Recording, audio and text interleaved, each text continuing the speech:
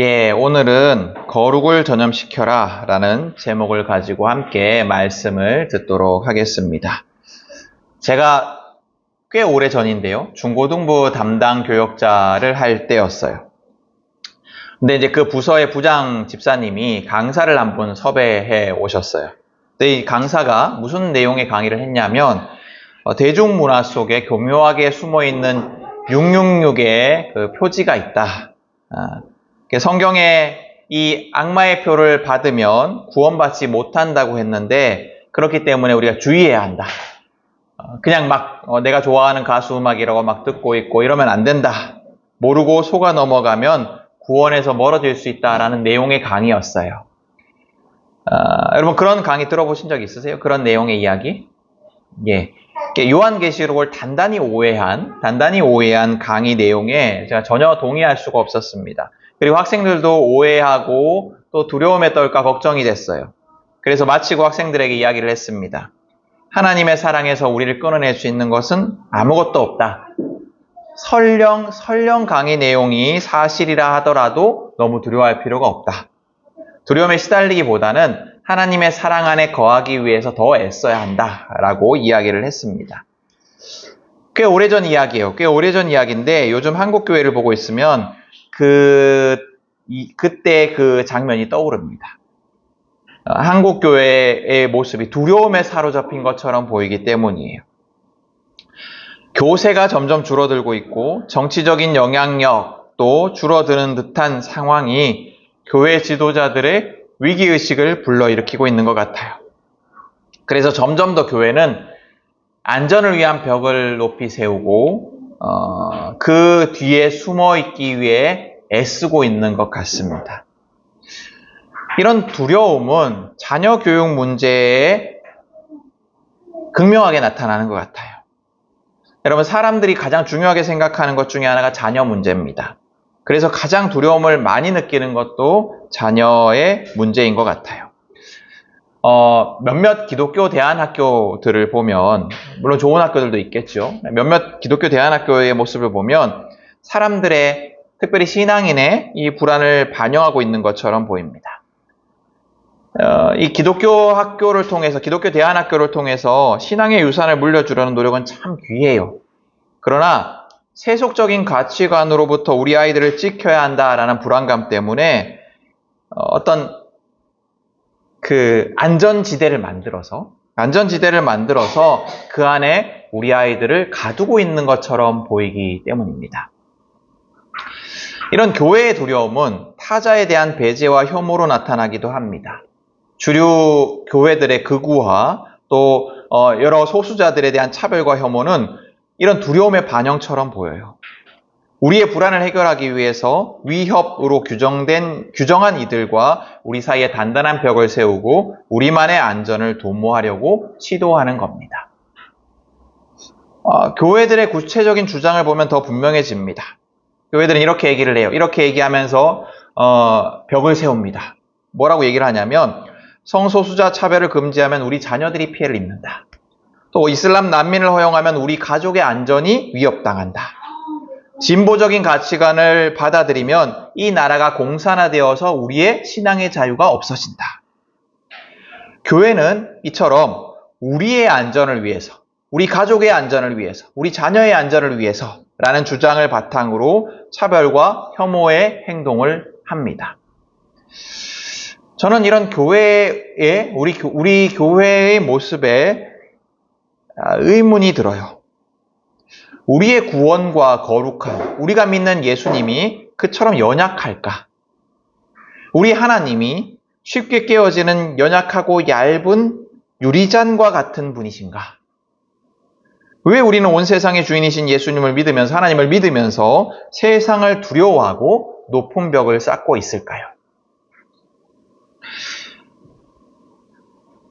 여러분 이상하지 않으세요? 우리가 믿는 하나님은 전능하신 하나님이라고 하는데 그 하나님 믿으면서 우리는 왜 맨날 두려움에 떨고 있을까요? 오늘 성경에는 바리새인들이 등장해요. 바리새인들은 정결의 높은 벽을 세우고 그 안에 있으려고 한 대표적인 사람들입니다.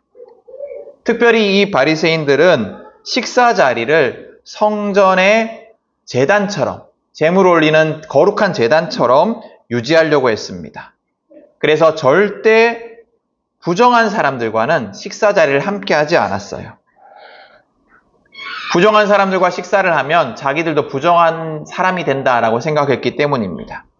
그리고 그래서 이 사람들은 부정한 사람과 거리가 멀어지면 멀어질수록 정결한, 거룩한 사람이 된다라고 생각하는 것처럼 행동했습니다. 근데 이 바리새인들의 행동에는, 생각에는 사실 성경적인 근거가 있었어요. 구약의 율법을 보면 부정한 것과 닿는 모든 것이 다 부정해져요. 예를 들어 오늘 성경에 피가 멈추지 않는 병, 하혈을 계속하는 병에 걸린 여인이 나오는데 율법 규정에 의하면 생리를 하는 여인은 7일 동안 부정해집니다. 그리고 이 여자가 닿는 남성도 부정해져요. 그리고 이 여인이 누운 자리, 이 여인이 앉은 자리도 다 부정해집니다. 이처럼 율법에 의하면 부정은 마치 바이러스처럼 전염성이 강했어요. 바리새인들은 이 바이러스로부터 자신의 구원과 정결을 지키기 위해서 격리라는 방법을 택한 겁니다. 여러분, 바리새인들은 정결한 자만이 구원받는다라고 생각했습니다. 그래서 이 정결에 집착했어요. 왜냐하면 정결해야지 구원받는데 혹시나 우리의 정결이 깨지면 구원받지 못하는 거니까.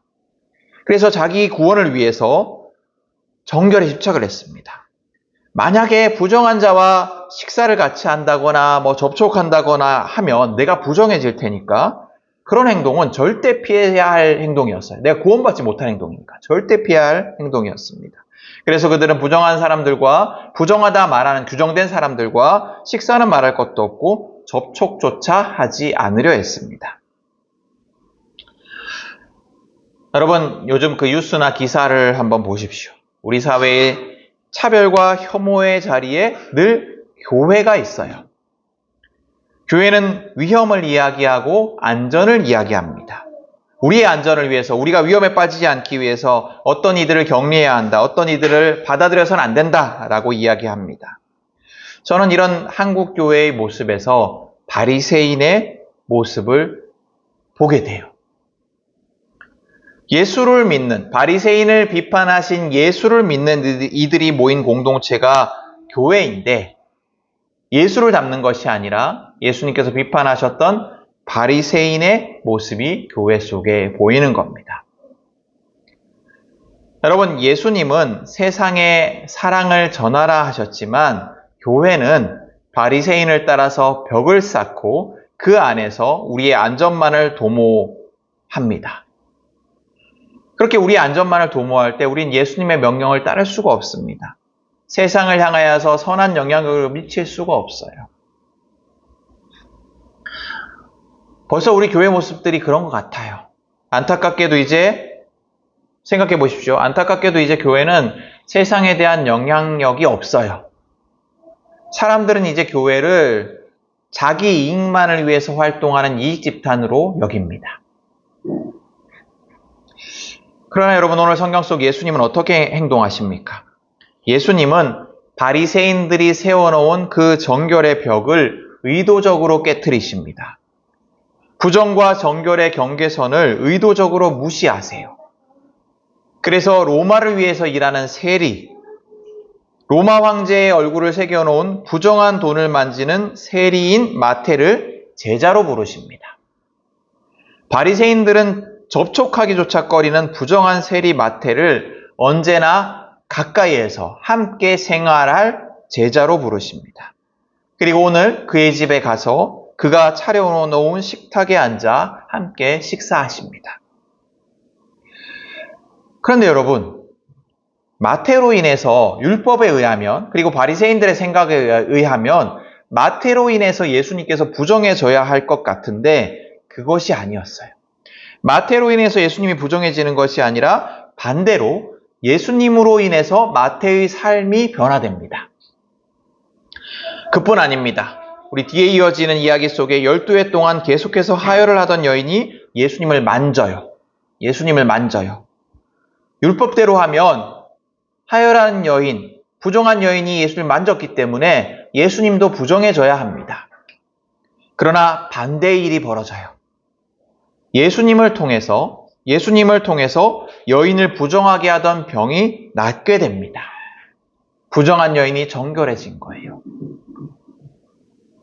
또 이어지는 이야기에서 예수님은 지도자의 죽은 딸을 만지십니다. 죽은 딸의 몸에 손을 얹으십니다. 근데 여러분, 시체를 만지는 것은 특별히 사람을 부정하게 만드는 행동이었어요. 민수기의 율법 규정에 의하면 시체를 만진 사람은 7일 동안 부정해지고 다시 정결해지려면 특별한 의식을 행해야 했습니다. 이 의식을 행하지 않으면 다시는 정결해지지 못했어요. 그러니까 시간만 흐르면 정결해지는 것이 아니었어요. 다른 부정들은 시간이 흐르면 정결해지는 것들이었는데 시체를 만진 사람은 정결해지기 위해서 특별한 의식을 행해야 했습니다. 그만큼 엄격했어요. 시체 부정이라는 것은 그만큼 엄격했습니다.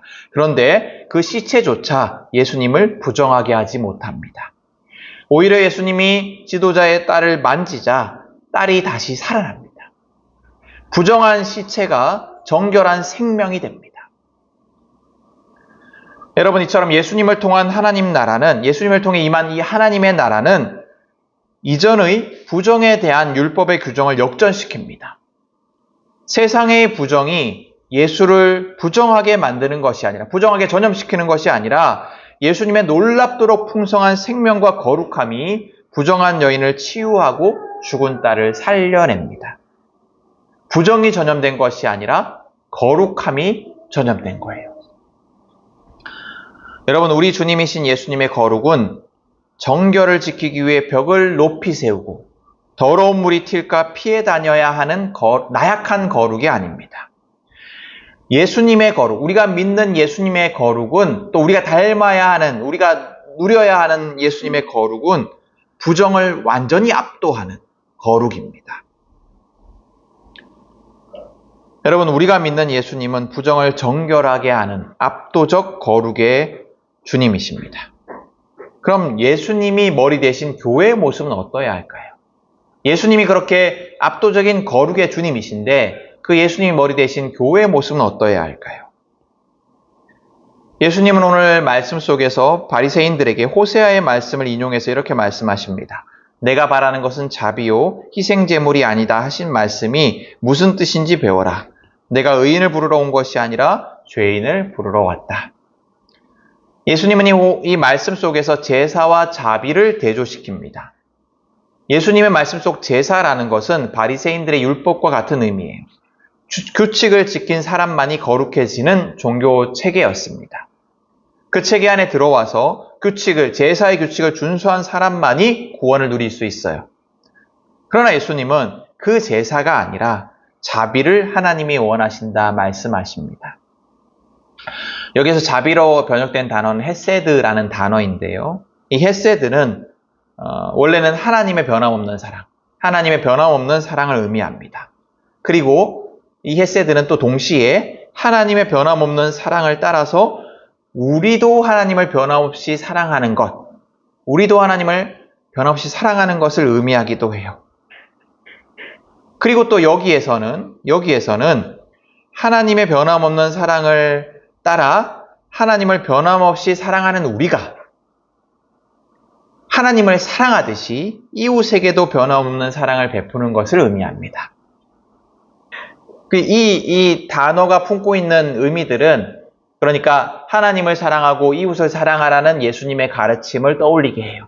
하나님을 사랑하듯이 이웃을 사랑하라. 하나님을 사랑하듯이 이웃을 사랑하라. 여러분, 예수님이 오늘 말씀하시는 그 말씀 속의 제사라는 단어는 자신의 안전을 지키기 위한 시스템입니다. 자신의 안전, 나의 안전을 지키기 위한 시스템이에요. 그러나 예수님 말씀 속 자비는 위험을 무릅쓰고 내 안전이 깨어질 수도 있다는 위험을 무릅쓰고 자신을 내어주는 사랑, 안전한 경계선을 넘어서 고통받는 타인에게 다가가 연대하는 것, 이것을 의미합니다. 비록 내가 부정해질 위험이 있더라도, 비록 내가 안전하지 않을 수 있는 위험이 있더라도 고통받는 이들을 사랑하기에, 사랑해야 하기에 사랑에 도전을 하는 겁니다. 여러분, 교회는 그런 존재가 되어야 합니다. 예수님은 건강한 사람에게는 의사가 필요하지 않으나 병든 사람에게는 필요하다라고 말씀하십니다. 교회는 의인들이 모여서 서로의 거룩함을 자랑하는 곳이 아닙니다. 또 의인들이 모여서 거룩함을 지키기 위해 애써 청결하게 유지하는 무균실과 같은 곳도 아닙니다. 의인들만을 위한 아지트도 방주도 아닙니다. 교회는 온갖 상처 입은 사람들, 병든 환자들, 그래서 고름이 흐르고 냄새가 나는 환자들이 와서 치유되고 깨끗해지는 병원과 같은 곳입니다. 사랑하는 함께하는 교회 성도 여러분, 우리가 가진 구원과 거룩함은 쉽게 깨어지거나 더럽혀지는 것이 아닙니다. 우리 안에 계시는 성령님은 세상의 어떤 부정함과 죄악도 거룩하게 하실 수 있는 능력이 있습니다. 우리가 성령과 늘 동행하는 삶을 살 때, 성령님을 신뢰하고 의지할 때 우리의 삶에는 그 거룩의 능력이 나타납니다. 그러니 여러분 두려워하지 마십시오. 담대하십시오. 여러분, 교회가 이제 더 이상 부정하다 딱지 붙여진 사람들을 밀어내고 그들과 교회 사이에 벽을 세우고 그들을 혐오함으로써 우리의 정결함을 증명하지 않도록 기도해야 합니다. 모든 교회들이 바리새인들이 아니라 예수님의 제자임을 기억하고 예수님처럼 부정한 딱지가 붙여진 자들을 환대해 그들을 정결하게 하는 사랑과 은혜의 공동체가 되기를 위해서 기도합시다. 우리 교회가 그런 교회가 되기를 간절히 소망합니다. 두려움에 사로잡혀서 안전의 벽을 세우는 것이 아니라 우리 안에 있는 거룩의 능력을 신뢰하고 의지하며 예수님을 따라 벽을 넘어 소외된 자들과 식탁을 함께하고 사랑을 전하는 예수님의 제자들이 되기를 간절히 소망합니다. 우리가 그런 삶에 도전할 때 우리를 통해 놀라운 구원의 역사가 일어날 것입니다. 여러분, 이 시간 한번 생각해 보십시오. 우리 주변에 소위 부정한 자들은 누구입니까? 내가 매일 만나는 사람 중에 나를 더럽힐 것 같은, 나를 거룩하게 하지 못할 것 같은 사람이 누구입니까? 한 주간 그들에게 다가가는 사랑의 실천을 해보기를 원합니다. 우리 안에 있는 거룩으로 세상을 거룩하게 변화시키는 한 주간이 되기를 소망합니다. 우리의 사랑의 실천을 통해서 우리 주변에 고통받는 이들이 평화를 누리게 될 것입니다. 또 슬퍼하는 이들이 기쁨을 회복하게 될 것입니다. 그 능력을 경험하는 우리 모두가 될 수 있기를 주님의 이름으로 간절히 축복합니다. 아멘. 우리 주보에 있는 기도문으로 함께 기도하도록 하겠습니다. 우리 주보에 있는 기도문 한번 펼쳐볼까요? 우리 친구들 주보 펼쳐보세요. 기도문으로 함께 기도하겠습니다.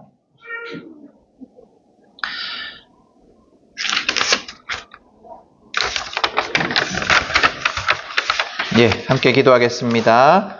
거룩하신 하나님, 당신의 거룩은 병든 자를 고치고 죄인을 사랑하고 실패한 이를 일으키고 절망에 빠진 이를 다시 살리는 거룩입니다. 그 거룩으로 우리가 구원받았습니다. 그런 우리의 모습은 어떤 모습입니까? 내가 위험해질까? 내가 구원에서 멀어질까 두려워하며 세상을 거룩하게 하기는커녕 세상을 밀어내고 있습니다. 우리에게 믿음 주소서. 구원의 능력을 의지하여 세상을 거룩하게 변화시키게 하소서.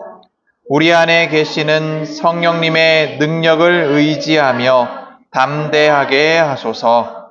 예수님의 이름으로 기도드립니다. 아멘. 우리 오늘 말씀을 기억하면서 잠시 침묵으로 기도하도록 하겠습니다.